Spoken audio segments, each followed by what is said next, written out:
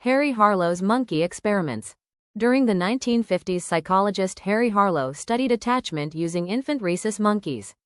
The monkeys were separated from their biological mothers and placed with two artificial substitutes. One mother was made from wire. The other was covered in soft cloth. In some versions, the wire mother provided milk while the cloth mother provided no food. If attachment was mainly based on feeding, the monkeys should have preferred the wire mother. But they did not. The infants spent most of their time clinging to the cloth mother. They approached the wire mother for milk, then quickly returned to the softer figure. When frightened, they also ran towards the cloth mother for comfort.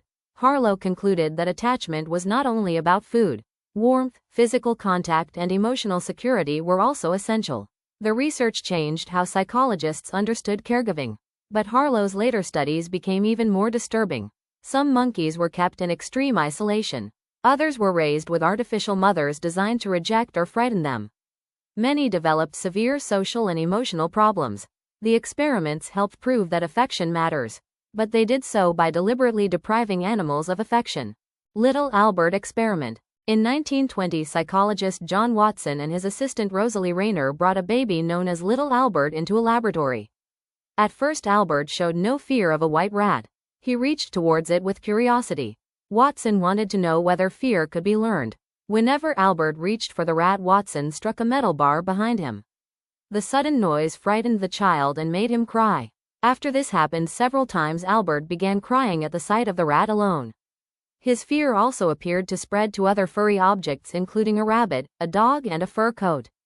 The experiment became a famous example of classical conditioning. But it also created serious ethical concerns.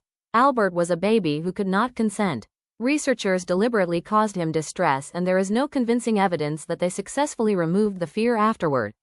The experiment showed that fear may be learned. It also showed what can happen when scientific curiosity becomes more important than the well-being of a participant. The Milgram Obedience Experiment. In the early 1960s, Stanley Milgram invited volunteers to Yale University for what they believed was a study about learning.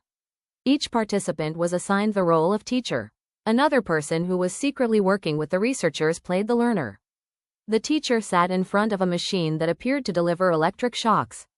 Every time the learner answered incorrectly, the teacher had to increase the voltage. At first, the shocks seemed mild. Then the learner began protesting. As the voltage increased, he shouted, complained about his heart, and demanded to be released. Eventually, he stopped responding completely. Whenever the participant hesitated, the experimenter calmly instructed them to continue. No real shocks were delivered, but the participants believed they might be hurting someone. Many showed intense distress. They trembled, sweated, and argued with the researcher. Yet in the original experiment, 26 out of 40 participants continued to the final 450-volt switch. Milgram argued that ordinary people could perform harmful actions when responsibility was transferred to an authority figure. The participants were not necessarily cruel. Many clearly hated what they were doing. But they still continued. The disturbing lesson was that knowing something feels wrong does not always guarantee that a person will resist authority.